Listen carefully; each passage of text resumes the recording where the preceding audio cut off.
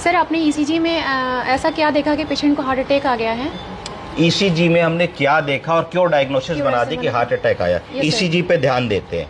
अब अगर ईसीजी पे हम लोग ध्यान देते हैं तो हम ईसीजी को देखते हैं कि ईसीजी में हमारी लीड 1 2 3, ठीक है, लीड 1 2 3 AVR AVL AVF और V1 से V6 तक दिखती हैं, तो इसको 12 लीड ईसीजी कहा जाता है। क्या कहा जाता है? 6 और 6 12 लीड खींचता है। अब मैंने इसमें देखा, अरे ये लीड 2, ये लीड 2, ये लीड 3 और ये लीड AVF में तो ST एलिवेशन हो रहा है। ST ऐसे करके घूम रहा है ना, ST एलिवेशन ये दिखा ST एलिवेशन, ये दिखा ST एलिवेशन लीड 2 में, लीड 3 में दिखा ST एलिवेशन और AVF में दिखा ST elevation.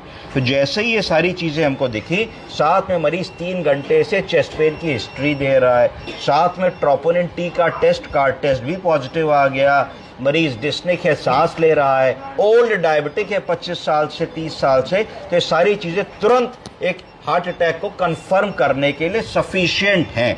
Symptoms in the patient, ST changes in the ECG, इसका मतलब है on going acute heart attack है, अभी क्यू वेव नहीं आई है। अभी अगर आप समय रहते मरीज को अगर एक ऐसी दवा लगा देंगे जो थक्के को डिसॉल्व कर देगा, तो मरीज का हार्ट अटैक रुक जाएगा, हार्ट में डैमेज होना बच जाएगा। या उसको कैथ लैब की सुविधा है तो कैथ लैब में ले जा करके अगर आप उसकी एंजियोग्राफी करके एंजियोप्लास्टी कर देंगे तो भी ये बच जाएगा। अब मैं आपको अगला बताता हूँ कि इसका प्रिस्क्रिप्शन कैसे लिखते हैं और इसका प्रिस्क्रिप्शन कैसे पढ़ते हैं, ठीक है।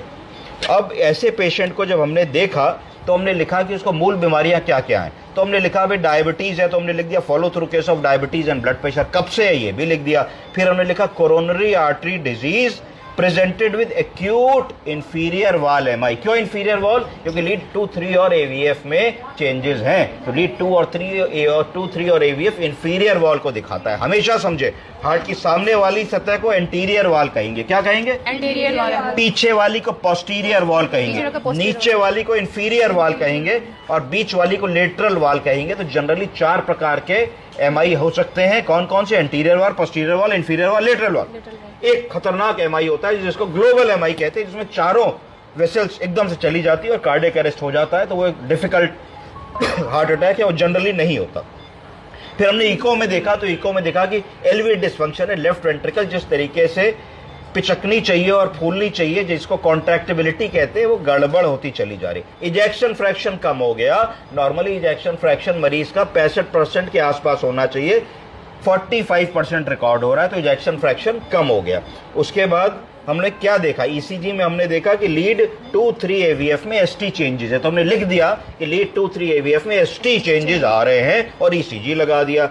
उसके बाद हमने 2D इको करा, तो 2D इको में हमें दिखा कि जो राइट कोरोनरी आर्टरी होती है वो कैसी है हाइपोकाइनेटिक है, हाइपोकाइनेटिक है। इसका मतलब यही राइट कोरोनरी आर्टरी थी जो इंफीरियर वॉल को खून दे रही थी। ये गड़बड़ हो गई है, पतली हो गई है, पिचक गई है, इसके अंदर क्लाट फंस गया है, इसमें एथेरोस्क्लेरोसिस नामक तकलीफ हो गई है, जिससे ब्लड का फ्लो इंफीरियर वॉल में नहीं हो रहा है। तो जब हार्ट के इंफीरियर वॉल को ब्लड नहीं दे पा रही है तो वह एंजाइना हो रहा है। जब एंजाइना हो रहा है ऑक्सीजन की कमी से, तो मरीज चेस्ट पेन बता रहा है। जब चेस्ट पेन बता रहा है तो ECG कर रहे हो, तो इंफीरियर वॉल 2 3 AVF में हार्ट अटैक के चेंजेस नजर आ रहे हैं। उसके बाद और आगे चलेंगे तो एडवाइस क्या करोगे तुम ऐसे मरीज को? तुम उसको एडवाइस करोगे अर्जेंट CAG। क्या?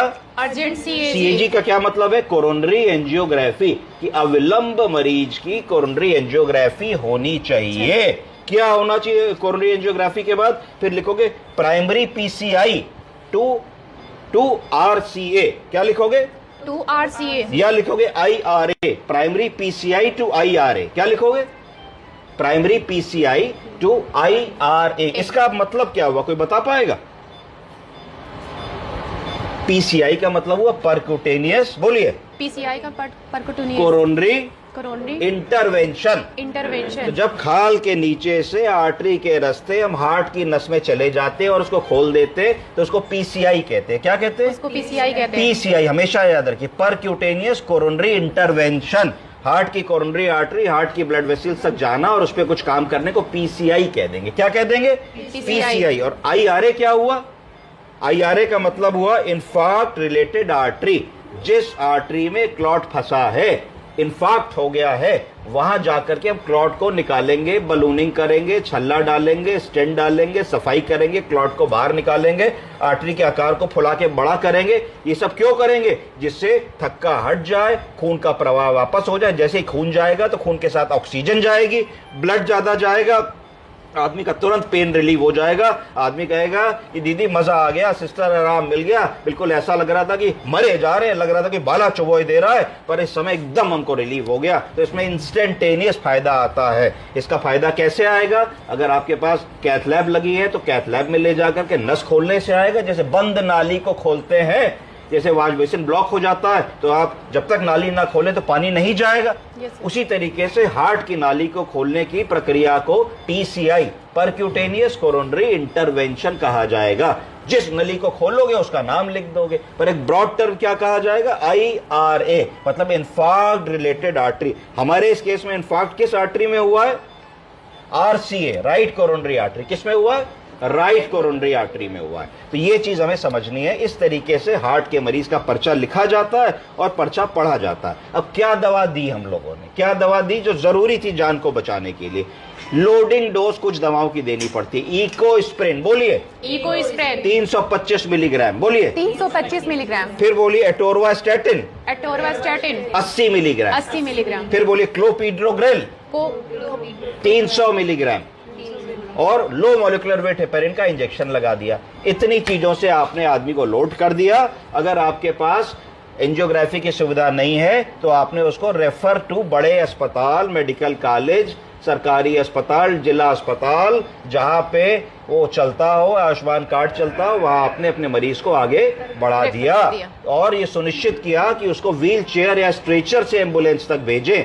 कभी ऐसी गलती ना करें कि बिना ऑक्सीजन के और बिना व्हील चेयर के मरीज को भेजें। हो सकता है कि मरीज के हम चल के चले जाएंगे, नहीं, एक कदम भी फेटल हो सकता है, एक कदम पे भी जो है उसका ग्लोबल MI में कन्वर्ट हो सकता है और उसकी स्थिति बिगड़ सकती है, वो तुरंत सीरियस हो सकता है। उसको हिलना डुलना भी मना है। लैट्रिन बाथरूम के लिए भी कहे तो बेड पैन या पॉट लगाना है, ना कि उसको हम लोगों को जाने के लिए अलाउ करना है।